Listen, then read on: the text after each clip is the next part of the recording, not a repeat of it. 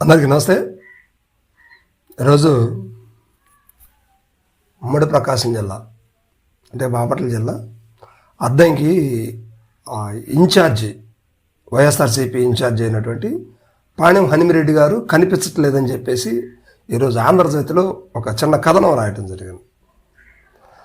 అంటే గత 2 రోజులుగా ఫోన్ స్విచ్ ఆఫ్లో ఉంది, తను అందుబాటులో లేడు అంటూ. అయితే వైఎస్ఆర్సీపీ శ్రేణులు ఎవరూ చెప్పలేదు ఈ మాట. ఆంధ్రజ్యోతిలో ఒక కథనంలో రాయబడింది. ఆంధ్రజ్యోతిలో కథనం రాయటానికి దీనికి చాలా స్టోరీలు ఉన్నాయి. నేను కొన్ని క్లూలు అయితే ఇస్తాను.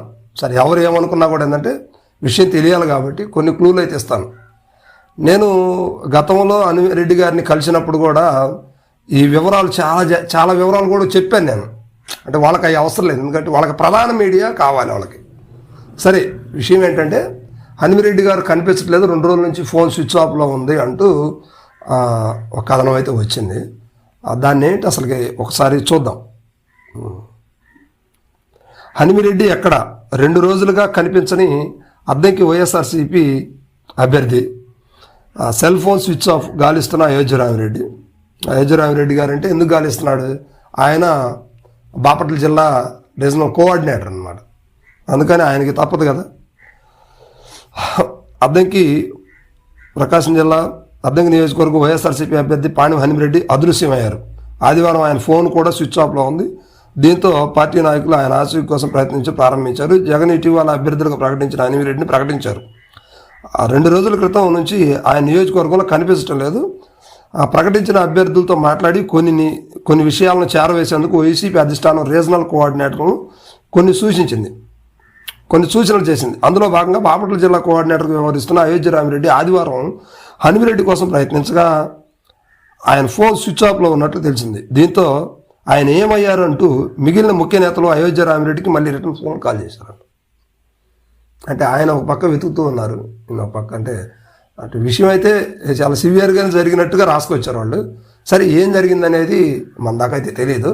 కానీ ఇప్పుడు ఆయన వచ్చిన తర్వాత ప్రెస్ మీట్ పెట్టి నేను పర్సనల్గా కుటుంబంతో ఉండటానికి వెళ్ళాను, లేకపోతే ఏదన్నా అంటే వాళ్ళకి ఏ పనులు ఉంటాయి కదా, ఆయనకైతే చాలా రాష్ట్రాల వ్యాపారాలు కూడా ఉన్నాయని చెప్పుకొచ్చారు. ఆ పనుల మీద ఏదైనా పర్సనల్గా అయితే వెళ్ళి ఉండొచ్చు, లేకపోతే పొలిటికల్గానే ఏదన్నా పర్సనల్గా ఎవరినైనా కలవటానికి వెళ్ళి ఉండొచ్చు, లేదా కుటుంబంలో గడుపుకోవడానికి ఉండొచ్చు. దానికి ఇంత ఇది చేయాల్సిన అవసరం, రాయాల్సిన అవసరం లేదు. సరే, ఇప్పుడు నేను ఒక విషయం ఏంటంటే నాకు తెలిసిన విషయాలు స్థానికంగా అద్దంకిలో పరిస్థితి, హనుమిరెడ్డి గారికి సోషల్ మీడియా పూర్తిగా వీక్, చాలా వీక్. ఎందుకంటే ఆయన జరిగేది ఒకటైతే ఇందులో గ్రూప్లో పోస్టులు చేసేది ఒకటి. అంటే కరెక్ట్గా అంటే ఇన్ఫర్మేషన్ ఆ జరిగే కార్యక్రమాన్ని కూడా టైం టు టైము అప్డేట్ అనేది ఉండదు. ఇది ఒకటి మైనస్. తర్వాత ఏంటంటే అసలు ఈయన హనుమిరెడ్డి గారు లేరు, కనిపించట్లేదు అనే విషయాన్ని ఆ ప్రధాన మీడియా అంటే వ్యతిరేక మీడియా అయినటువంటి ఈనాడు, ఆంధ్రజ్యోతికి ఎలా తెలుస్తాయి? ఎక్కడి నుంచి ఎవరు ఇంటిమేట్ చేస్తేనే కదా. చైతన్యం ఉన్ననాళ్ళు అదే మీడియాని, అదే వ్యక్తుల్ని పక్కన పెట్టుకొని వ్యవహరించేసి పార్టీని నాశనం చేశాడని చెప్పేసి గొడవ చేశారు. ఇవాళ జరుగుతుందేంది? పాపం హనుమిరెడ్డి గారు మీడియాని చాలా పెద్ద వేసేసి చాలా బాగా చూసుకుంటున్నాడు. అంటే అందరిని కాదులేండి, కొంతమందిని చూసుకుంటున్నాడు. ఆయన అనుచరులను అందరినీ బాగానే చూసుకుంటున్నాడు. మరి ఎవరు ఇచ్చారు ఈ ఇన్ఫర్మేషన్ బయటికి? వాళ్ళు ఇస్తేనే కదా, బయట వాళ్ళకి తెలియదు కదా. సో దీన్ని ప్రజలంతా ఆలోచించాలి. అంటే ఒక అభ్యర్థిని అద్దంకిలో అంటే వాళ్ళు ఏ పార్టీ అయినా కావచ్చు, కానీ అక్కడ ఉంది రవికుమార్ అనే విషయాన్ని తెలియజేయడం కోసం ఈ వీడియోని నేను పోస్ట్ చేస్తున్నాను. ఎందుకంటే జర్నలిస్టులని ఒక ప్రత్యేక కోణంలో చూసినప్పుడు అదే జర్నలిస్టులను నమ్మి మీరు చాలా, నాకు తెలిసి జర్నలిస్టుల కోసం చాలా ఆయన ఖర్చు కూడా చేసినట్టున్నారు. అయినా మరి ఈ ఇన్ఫర్మేషన్ని వ్యతిరేక మీడియాకి అంటే ఒక పచ్చ మీడియాకి ఎలా తీసుకెళ్లారు? ఎవరిచ్చారు? ఎక్కడ మీ దగ్గర ఉన్నటువంటి వాళ్లే కదా. దీన్ని ఎందుకు గమనించలేకపోయారు? ఈ విషయాన్ని గత 15 రోజులు 2 నెలల క్రితమే ఒక సర్వే ద్వారా మేము కూడా వివరించాం. కానీ వాళ్ళు నేను మాట్లాడిన దాన్ని అయితే వాళ్ళు లైట్గా తీసుకున్నారు. సరే, అది వాళ్ళ ఇష్టం అనుకోండి, వినటం వినకపోవడం అనేది మన ఇష్టం కాదు, వాళ్ళ ఇష్టం. సరే, దీని అంతా కూడా ఏంటంటే ప్రధానంగా మీడియాని లీడ్ చేసే వ్యక్తులు ఎవరైతే ఉన్నారో వారు కరెక్ట్గా లేరు అనేది ఇక్కడ అర్థమవుతూ ఉంది.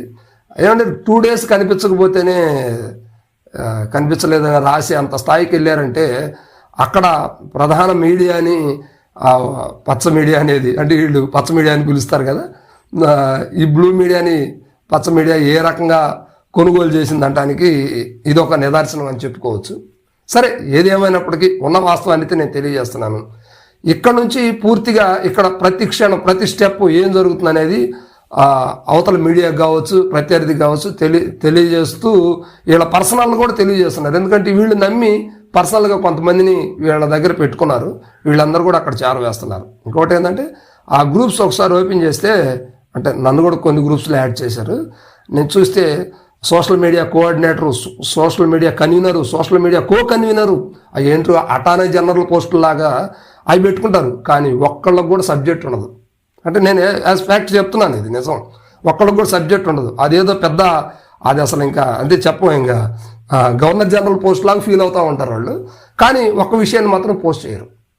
సో దీనివల్ల అక్కడ అద్దెంకిలో వైఎస్ఆర్సీపీ మైనస్ అవుతుందంటే ఇంకా అవుతుంది కూడా. అంటే వీళ్ళు చేసే కార్యక్రమాలని బలోపేతం చేయకుండా ప్రజలకు చూపించకుండా చేస్తే ఇంకా వీక్ అయిపోతుంది ఆటోమేటిక్గా. ఇంకా ఇక్కడ ఆటోమేటిక్గా ఉన్న విషయం ఏంటంటే ప్రతి ఒక్కళ్ళు కూడా రవికుమార్కి ఇక్కడ కోవట్లుగా ఉన్నటువంటి పరిస్థితి. ఎవరిని నమ్మాలో ఎవరిని నమ్మకూడదు చాలా జాగ్రత్తగా స్టెప్ వేయాలి. అలాంటిది ఎవరిని పడితే వాళ్ళని తీసుకొచ్చేసి ఆ కోఆర్డినేటర్లుగా చేసుకుంటే పరిస్థితి ఇలానే ఉంటుంది.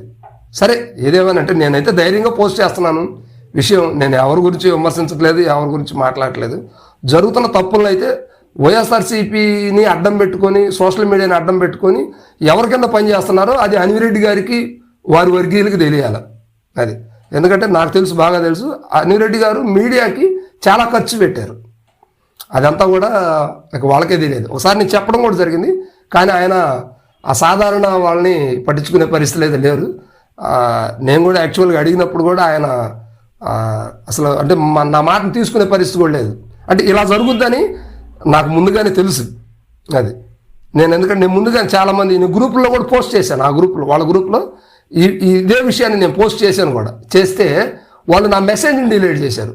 కానీ ఇలా వార్త వచ్చింది కదా, అదే చూస్తూనే ఉండండి.